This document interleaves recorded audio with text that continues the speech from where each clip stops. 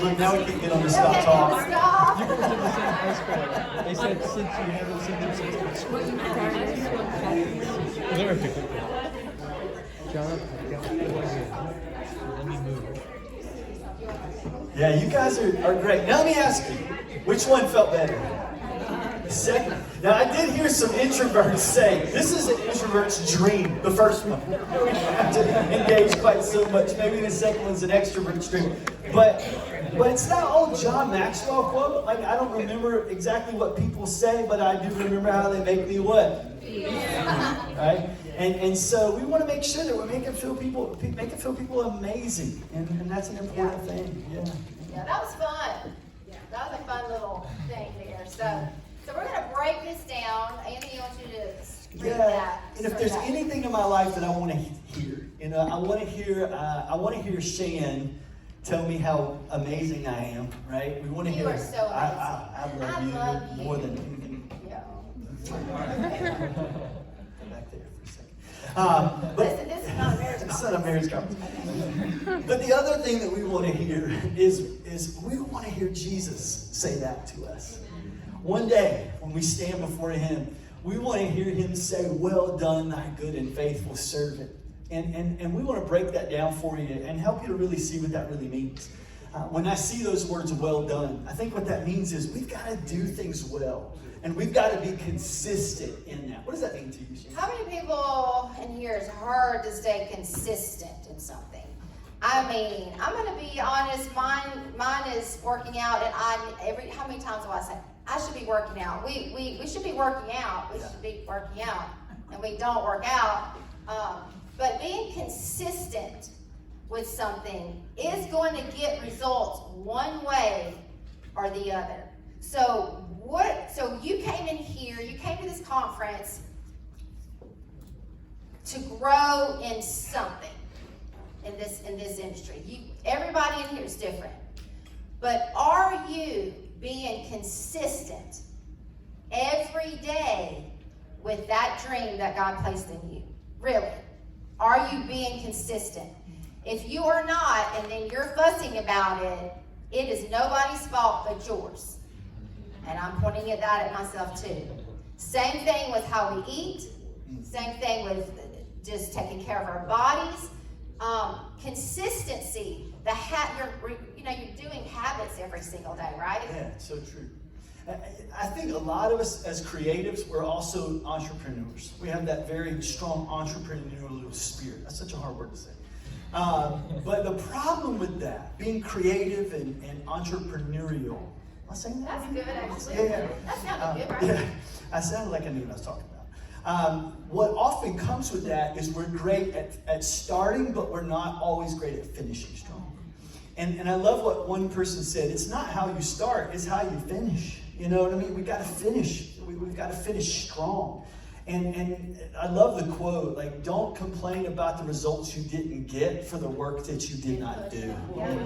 I've got a little, they like that. I wish I'd have come up with that. I Man, didn't come up with that one, but that's true. if I'm not mistaken, that was actually a Rock quote, I think. I think it's Dwayne Johnson. Yeah, don't complain about the results that you didn't do or that you didn't get for the work that you didn't do. And so if you want the results, you got to put in the work. I'm from an old farm community, and we grew up here. And if you don't like the harvest you're reaping, you got to check the seed you're sowing. Are you doing the work? We're big dreamers, and we talk a lot about what it means to dream. But there's a Walt Disney plaque that's in my office that says, "Dreams don't work unless you do." And so we've got to be willing to put in the work if we want to see the dream happen. Because we are creatives and we're dreamers, and we have our strength. Our strength is this. Our strength is being creative, being content creators, and brainstorming. Like, we come to life. But then you put the finances in front of us and all that. We stare at each other and go, we know we got to do this. Yeah. We can't sit on this couch. Yeah. We got to get up and work. Yeah. So there's some things in the industry, in the business, you have to do that maybe isn't your strength, but you still have to be consistent with that too. Yeah. That's a little bit harder for some, but honestly, you can't have one without the other. I know. Is there anything that kills creativity more than a spreadsheet? You know what I'm saying? It is That's what she's for us. talking about. Like, if you're like, let's drink, let's talk. What if, just imagine with me. You know what I mean? It's, oh, yeah, let's do that. It's like, honey, we got to look at our tax and stuff today. I'm like, let me just jump off this chair. You know, it's like, just kills it, right? But there are things that have to be done. And so we can't just do the fun stuff. We got to be consistent in all of it. Yep. I just kind of wrote down in the notes, we're creative, right? But we can't just be creative when we feel like it. We can't just be excellent when we feel like it. We can't just work when we feel like it. We've got to be willing to put in the work. One of my mentors always said, if you sweat in preparation, you won't bleed in the battle. And there are a lot of us that are bleeding in the battle because we're sweating in preparation and doing the things that need to be done day in, day out to get the results. Being ready Yeah. in season And out. out. So good, so good. And here's that next part. Well done, thy what? Good, right? What does that mean? What does it mean to be good? It means to be competent. Being competent, having significant skill. Sufficient. Sufficient. You know, listen, I didn't say I was perfect up here. And knowledge. So you have to know your stuff, Yeah.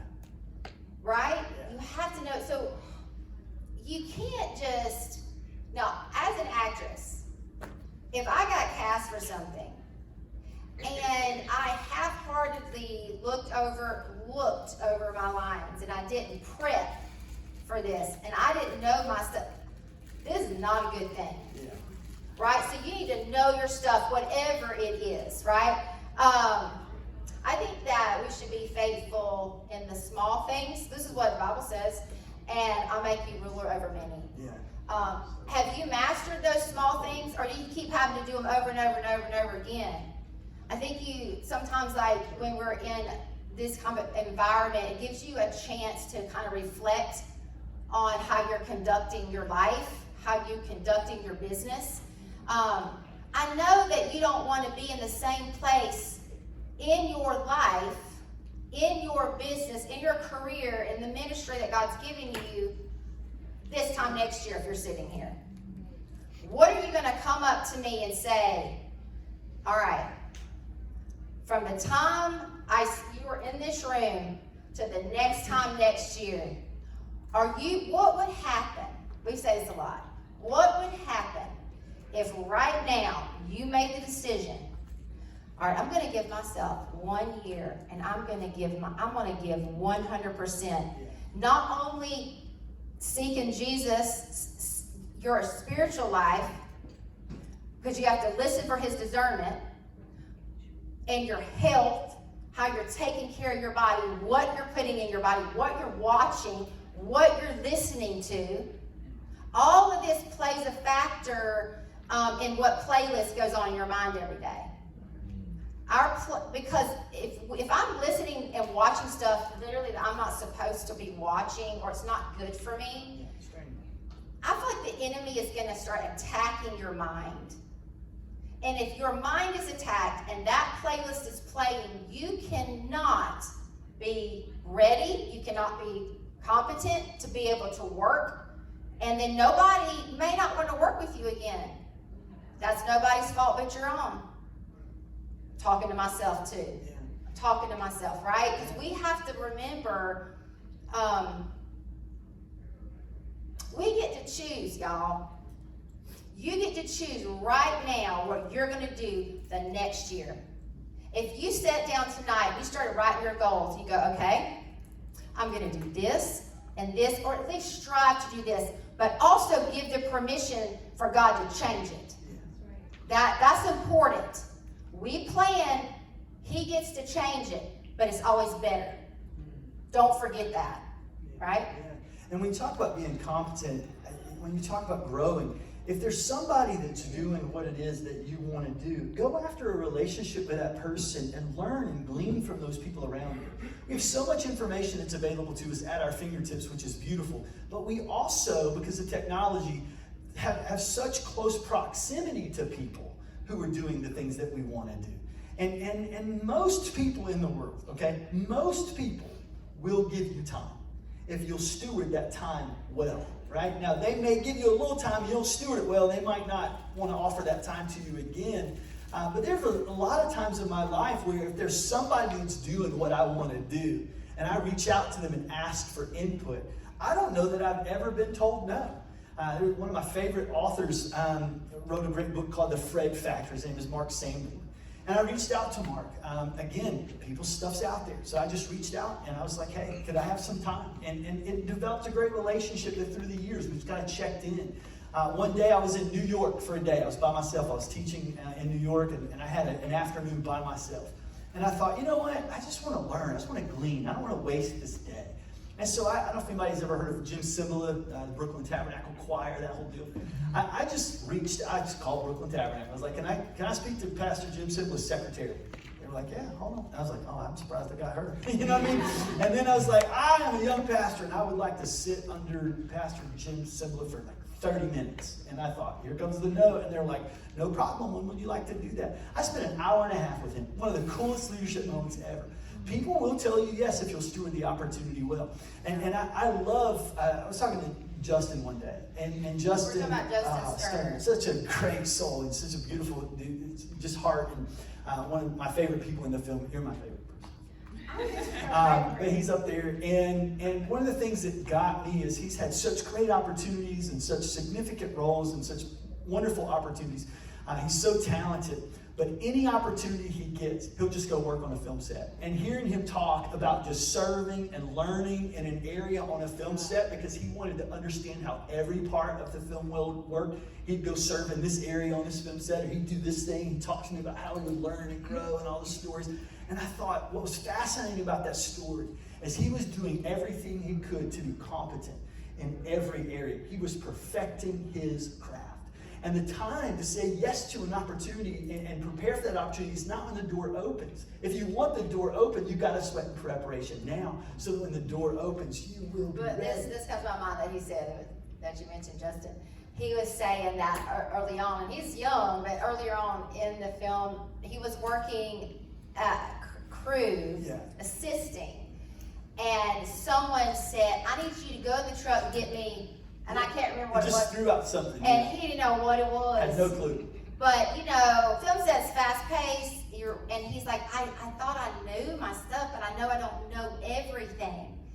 He runs to the truck, he Googles what it is. He's Googling while he's running. Right, he's going, and What then he is finds this? it.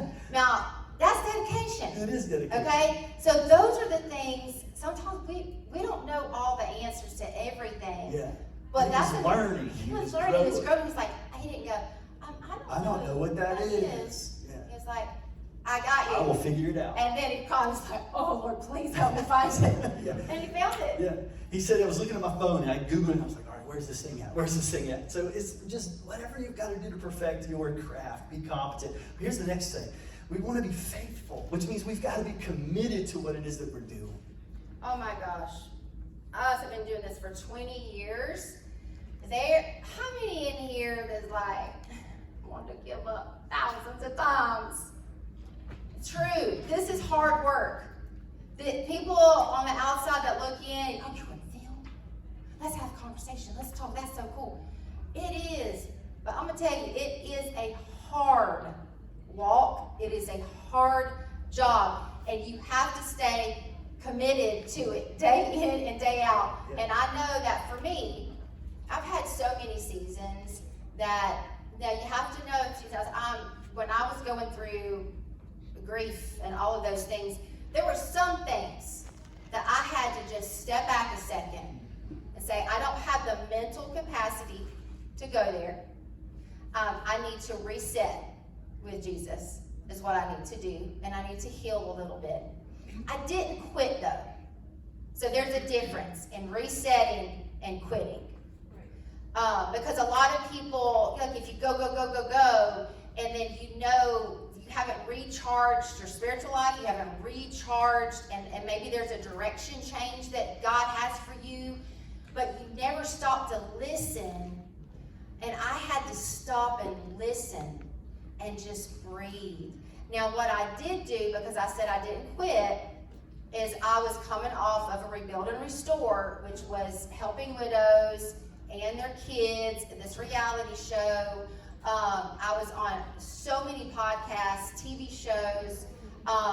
There were times though, I cried on the floor before I got on the Zoom, or because I'm like, I'm tired, but I know you've called me to it.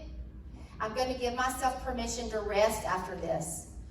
But I had to realize I wasn't doing it for Shannon. There were people that needed to hear my story on the other side of it. So there's also healing in that too, but I'm trying to help you understand you commit, but also remember, give yourself permission to reset. Know when it's time to reset. Yeah, and I'm telling you, great things happen to people who don't give up. And there's one thing that I've seen just kind of being a part of this film community is if I'm just honest, I don't know how to be anything else but just being authentic and vulnerable.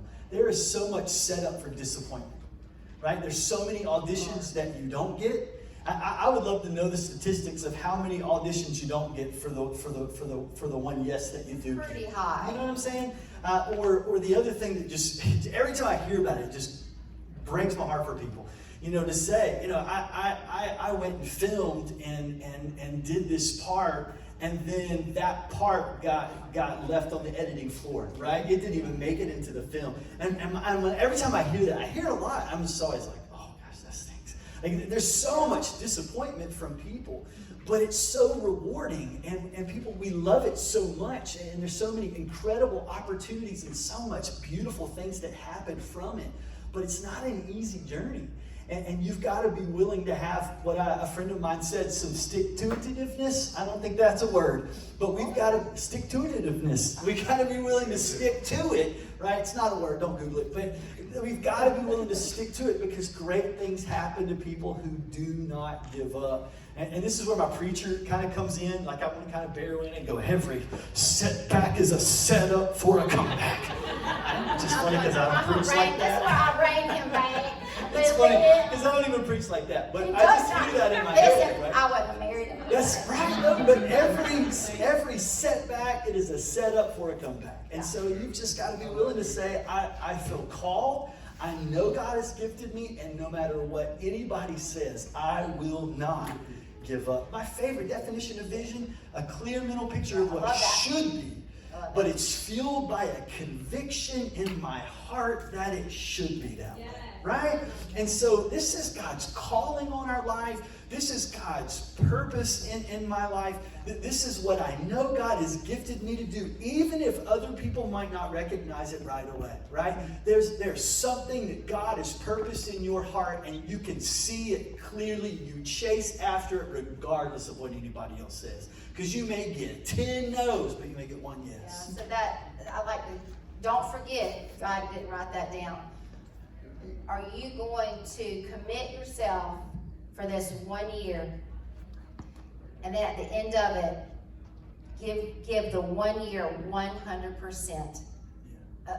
All of you, all of it. Yeah. You may want to quit, but we're not going to quit, are we? Because we're not quitters. No.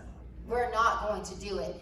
And that might mean, because we are big on like a team of people, might be a team of one or a team of two, that you might need to call and say, I'm tired. Yeah. And I need your prayers, and I need your encouragement. I need you to lift my arms up. And then in turn, guess what? It might be your turn to lift them up. Yeah. We don't need to do this alone. This is a together thing. Yeah. But it is our responsibility is to not quit and to give it our all and just surrender everything and go, you know what? What would happen if I actually didn't quit? And that's it. What would happen? Yeah, let me ask you this question. Like, we've said this a lot. This is something that we've really dedicated ourselves to. Is what would happen if you completely, fully surrendered your career to Jesus? Like all of these things that you're chasing, what would happen if you 1,000% just surrendered it to Jesus? What would that look like? We keep saying, what would it look like for a husband and wife to be completely surrendered to Jesus in every way? You know, we often hear this concept of I want all the details before I sign the contract. You know, there's a contract for everything, right? But you want like, we have to look at contracts and we'll look at them, we'll get somebody else to look at them because we want to know what it is that we're putting our signature to, right? But could you just look at Jesus and take a blank sheet of paper and just write your name on the bottom and go, Lord, I don't even know what it is, but I've said yes. Before I see any details, before I hear anything else, you've got my yes. I surrender to you. Now you fill in the details. And that's what we're doing. And it's the scariest thing in the world, but it is the most fulfilling thing ever to know that God is leading your steps every part of the journey. Can we go to the next one? Yeah, I guess go to the next one. Then we'll go into that. So here's the last one. We've got to be servants, y'all, which simply means we've got to be Christ-like.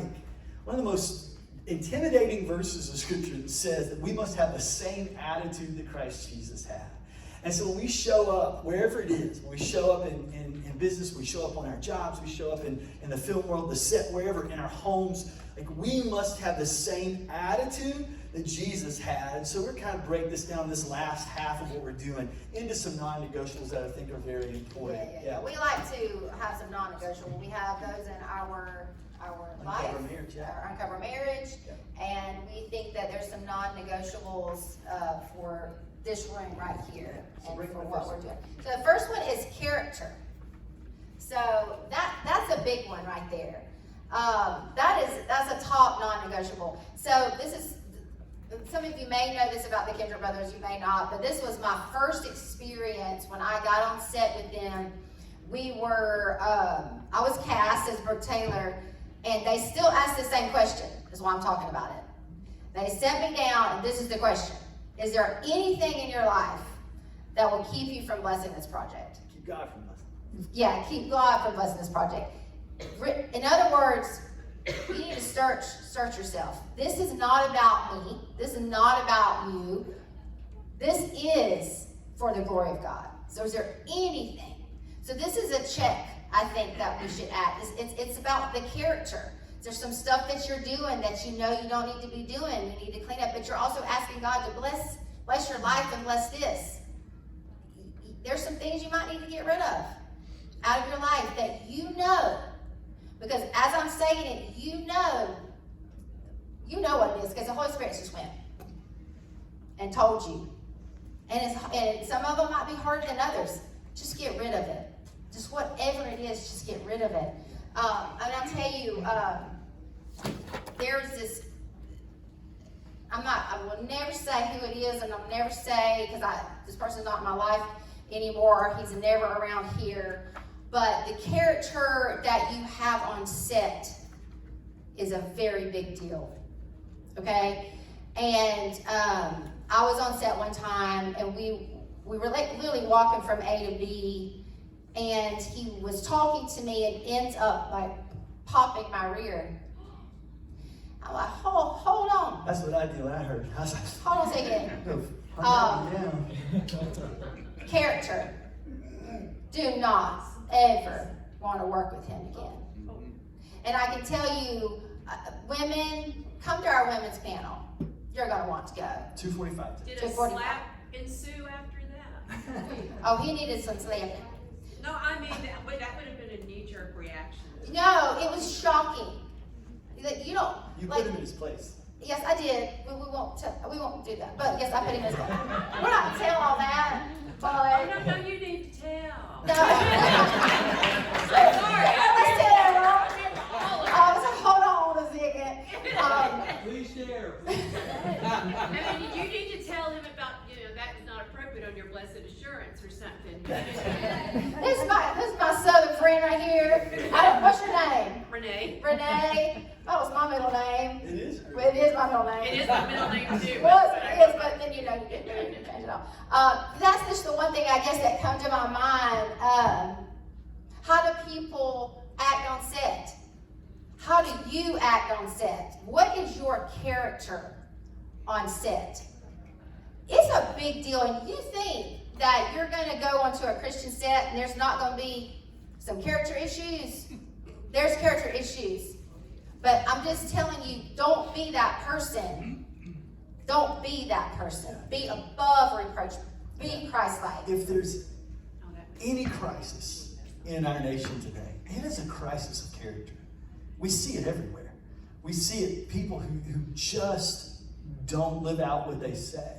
And we've also seen it where there'll be, a certain way on set, but then there'll be a very different way off set, And so we're just talking about being the people that God has called us to be.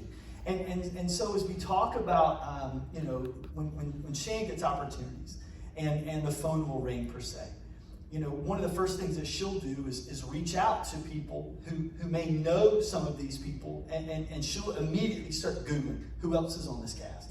Who else is on this set? Are these people that are safe? Are these people who are people of character? And then she'll start reaching out to other people saying, do you know these people? I don't know them. Should I work with these people? Should I not work with these people? And again, what we're asking is, are these people of character? Are these people that we want to be associated with as we walk through that? I don't know if you were in the premiere last night that we were a part of, and the screening, and it was such a great movie. Yeah. But one of the things that impressed me so much was Brett talking about the film set. And how the film set was such a place that honored the Lord, and the place where people could encounter Jesus, and it was a place filled with godly people. And that's what's unique about what you have here. And so we want to be those people that create those environments where people have this beautiful encounter with God, where He can be glorified, not just in the product, but in the process. Because we want Him to be glorified in the product, but we want God to be glorified in the process, from the very beginning to the end. And so to do that, we have to be people of incredible character. Yeah, and I'm going to add this before we move to the next one. You don't have to say yes to everything. Amen. I know from experience that when you want a job, and you want to get there, and you just, okay, I'm going to say yes. You probably shouldn't say yes to everything. This is where, if you are, like we talked about from the very beginning, putting Jesus first and seeking Him and having discernment. Okay, now do I need to take this job? Who are the people I'm working with? Just like you said, I promise you, I'm going to say no probably more than I say yes, but I'm going to make room for the very best yes. I learned the hard way.